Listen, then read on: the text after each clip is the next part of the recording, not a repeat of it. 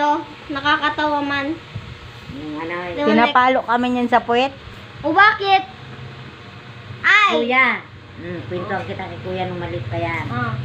Pinapara rin po, grade 1. Nakasapatos, porma, mabango. Nanay, itabaon mo. Pasok. Parang silang sisi. Cut! Sige, pasok na, diretso. Hindi ko naman siya inatid, dumadaan doon kila mamay. Yung bag pala, iniiwan na doon kila mamay.